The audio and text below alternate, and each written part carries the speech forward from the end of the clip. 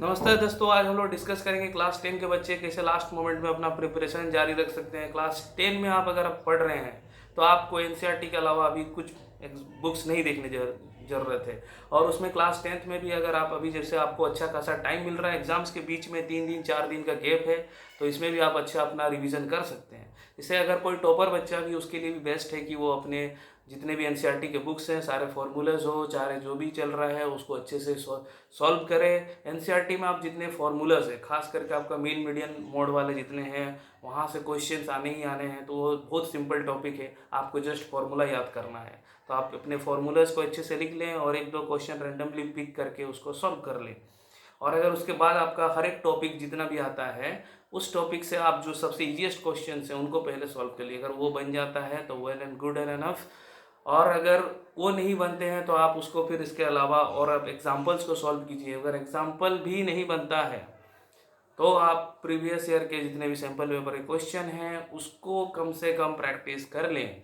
क्योंकि अगर बच्चा बिलो एवरेज है और उसको ठीक ठाक मार्क्स लाना है तो कॉपी आप खाली मत छोड़िएगा। बोर्ड का जितने भी हैं उससे रिलेटेड अगर आप फॉर्मूलाज लिख रहे हैं, थोड़ा स्टेप मार्किंग के वाइज भी आपको पास कर दिया जाएगा।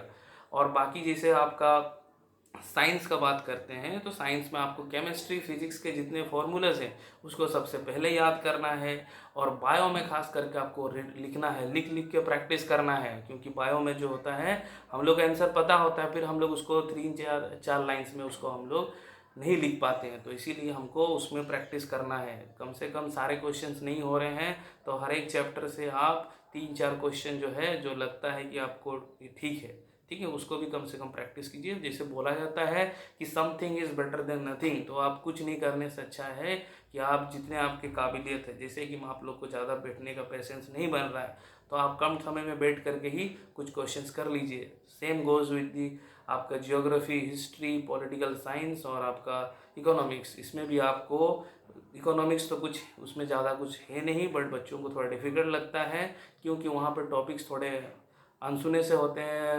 मतलब वो थोड़े अननोन टॉपिक होते हैं। फर्स्ट टाइम आप इकोनॉमिक्स के टॉपिक्स उस तरह के आप जो है टर्म्स को पढ़ते हैं, तो इसमें भी आपको ज़्यादा घबराने की ज़रूरत नहीं है। आपको सीधा सीधा जो बोल्ड लेटर्स में लिखे हुए हैं जितने भी टॉपिक्स है आपको देख के पता चल भी जा रहा है। अगर नहीं पता चल रहा है तो आप सैम्पल पेपर में कुछ क्वेश्चंस प्रीवियस ईयर के हैं उससे आमने सामने क्वेश्चन बन सकते हैं। वो भी नहीं बना मिल रहा है, आपके पास सैम्पल पेपर भी नहीं है, तो आप सबसे बेस्ट है कीजिएगा कि आप बुक्स के जो सबसे एक्सरसाइज के क्वेश्चंस होते हैं उन एक्सरसाइज क्वेश्चंस को कम से कम सारे नहीं बन रहे हैं तो 3-4 रैंडमली पिक कीजिए और उनको सॉल्व कीजिए। और खुद ही रिव्यू कीजिए कि 3-4 लाइन में आप क्या लिख पा रहे हैं, कॉन्फिडेंट है आप जो, तो मत भरिएगा। आपको कम से कम स्टार्टिंग में कुछ 2-3-4 लाइन अच्छे से लिखना है। और बाकी जैसे हिंदी इंग्लिश हो गया उसको भी थोड़ा थोड़ा रिव्यू कीजिए। ग्रामर क्या है हिंदी में, जैसे आप व्याकरण वगैरह क्या है उसको थोड़ा देखिए, उसके 2 क्वेश्चंस ट्राई कीजिए।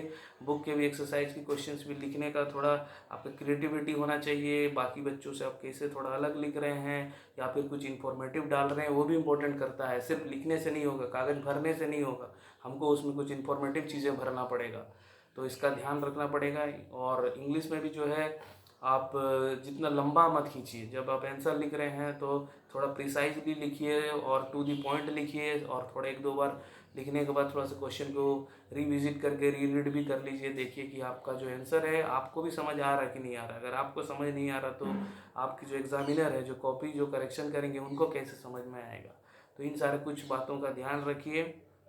और हमारे चैनल में नए हैं तो सब्सक्राइब कर दीजिए। बाकी चीज़ करना है तो नहीं कीजिए, वो अलग बात है।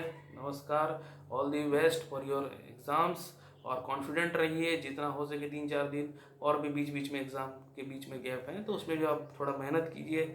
मेहनत बोलने से आपको बैठना पड़ेगा, क्वेश्चन को थोड़ा सॉल्व करना पड़ेगा, कुछ कुछ कीजिए, धीरे धीरे बूंद बूंद से सागर भरता है। इसी प्रकार से आपका भी एग्ज़ाम जरूर अच्छा हो जाएगा अगर आप लगे रहे। और बिल्कुल आप सरेंडर हो गए, छोड़ दिए, जो होगा देखा जाएगा, तो आपको कुछ नहीं होने वाला है। ठीक है, बाकी तो टॉपर्स बच्चे जो हैं वो तो अच्छे करेंगे ही, वो पढ़े हुए हैं, उनको भी नर्वस नहीं होना है। आप जितना पढ़े हैं आपका बहुत है। 10th इतना बड़ा पहाड़ नहीं है, ये बहुत छोटा सा पहला सीढ़ी है, तो इसमें नर्वस होने की बात नहीं है। तो ठीक है।